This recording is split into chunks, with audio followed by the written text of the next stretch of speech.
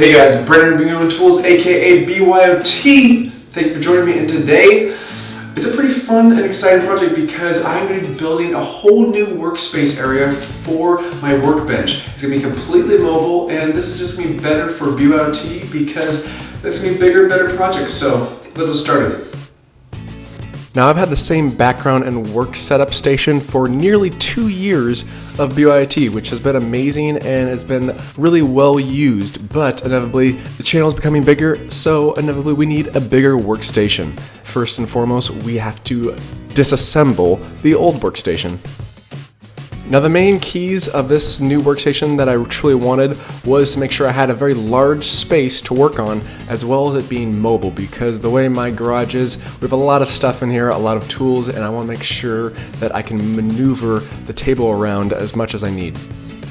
I'm placing this table between two large columns in my garage, which is why I need to cut off 6 inches on one side, but that inevitably leaves you with plenty of room of tabletop, as long as you consider 7.5 feet large. Also, quick note, please make sure you watch your cords when doing this. This is the reason why you make sure you account for the depth of your saw so you're not cutting too deep, but you really don't want your cords to be sticking out like that, right? No. Now, the truly nice thing about this project is that you don't need many materials. All I have is 2 layers of 3/4 inch plywood, 2 4x6s, and 7 2x4s. Now, as a side note, you really don't need 4x6s for this project. 4x4s is plenty, but inevitably I actually had 4x6s lying around, so why not use them? And don't ask me why they're white. It's a long story and it's complicated. There's a reason why I had these things just lying around, and yeah, they're not the prettiest thing to look at, but guess what? They're extremely sturdy for a table, and we can always repaint them later. Now, as for the 2x4s on this project, it's fairly simple because of the fact that all you need mainly is 2 different sizes. You need a quantity of 4 at 74 inches and a quantity of 4 at 42. On a side note, isn't slow motion amazing? Yeah, I'm thinking about actually utilizing slow motion a little more lately because I have this new camera and the slow motion on it is amazing, unless you all love to see Brent in fast forward motion, which I can do, but I think it's pretty sweet.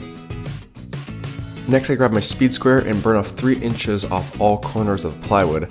This will give you a nice recessed edge around the entire table, and you should be fairly certain that you have a perfect fit as long as you cut the material at the right length.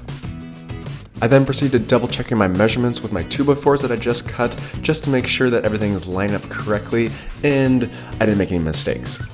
Because why would I make mistakes, right? No, that's not me, right? Or you. Remember the old adage, measure twice, cut once? Oh wait, did I just say that? No, I think I'm turning to my dad. Oh well. Moving on.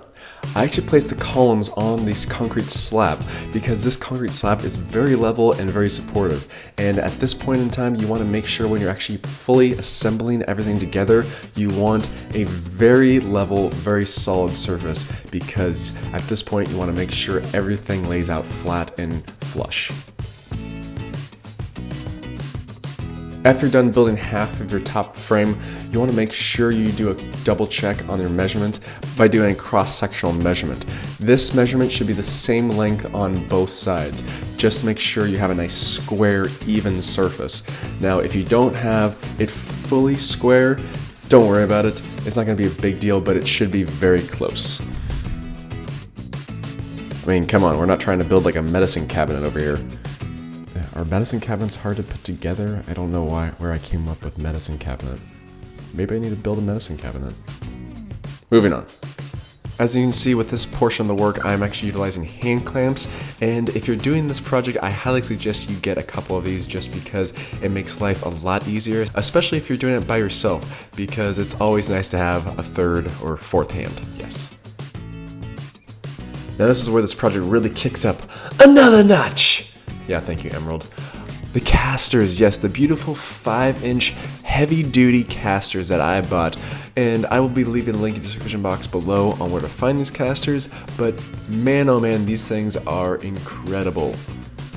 I'll be demonstrating shortly the reason why I love these casters so much, but first, let's get them installed. That's quite simplistic based upon the fact that all you need is a few screws and a few washers. Now once you have all the casters fully installed, go ahead and just flip the table over onto its feet finally, and now this table actually starts looking like a physical working table. Yes. Oh, I guess we do need to do the important work of actually putting the tabletop on the table. Now since we've already measured and cut the tabletop to the proper length, all we have to do is slide it into place, make sure it's centered, and put a few brackets on it. Now when you do a lot of construction projects, you tend to actually collect quite a few small random pieces, such as 4x6s or these brackets. And these brackets I wouldn't suggest using, I'd actually suggest using an L bracket, but because I had these lying around, why not use them up? Now I measure and cut one more 2x4 and actually use it as a center support for the bottom plywood panel. Now you don't have to do this, but I wanted some extra support because I imagine myself actually placing large heavy objects on the bottom panel. And look at that, I even have Kona to come help. Oh, thank you so much, Kona. That's so nice of you to join me. Yeah, you want to grab a drill or a jigsaw? Huh? No? Okay. I actually grab a jigsaw because I need to cut the corners off of two of the ends, as well as completely cut off the other end. Now you have to cut off the other end because if you want to fit this into position, it won't fit if you don't do this. Let's just say Brent tried and yeah, didn't work out, and you'll see that in the outtakes. Now after you gracefully place the panel in position, just make sure it lines up correctly, has a nice tight fit, and go ahead and drill it in position. Now once you have the panel fully installed, I actually place a couple supportive blocks on the other side and then cut another piece of plywood just to make sure you have a nice seam, as well as the fact that it looks symmetrical and it looks good. Now in the spirit of making sure we use all of our materials, I actually utilize the last little bit of plywood that I cut off, as well as a few other miscellaneous pieces, and actually made some shelving on one of the ends. Luckily, I had Kona there to just double check my work, just to make sure that I was doing everything correctly, right? Yeah. With this shelving, I just wanted a place where I could actually place a number of my miscellaneous tools. This whole bottom section I really want to utilize to have some type of tool organization, because I have so many tools, I need a place to put things, and they tend to group up in other places in my garage, as you can most likely see in the background. I swear not all these boxes are mine. Seriously. And why do we have so many boxes filled with holiday stuff and decoration? Darling, I love you. And in the end, you don't have extremely stylish storage, but you have very functional storage, and that's exactly what I wanted for this type of project. Now later on, I will be adding and upgrading this mobile island in a number of different ways, such as painting it, adding electrical components to it, a number of items. But at this point, I just wanted a very functional, very mobile workstation that didn't cost a lot. As for these casters, as you can see, there's a little step item right there in which I can step on it, lock the wheel in place, and then easily flip back up for it to be mobile again. So I can still have a very rigid table, but yet still a very mobile table at the same time. And now that's what I call a beautiful, sexy beast of a workstation. Oh yeah. And there you have it, episode number 41 of BYOT done. I cannot wait to utilize that bench in so many different projects coming up on BYOT. All the possibilities, yes.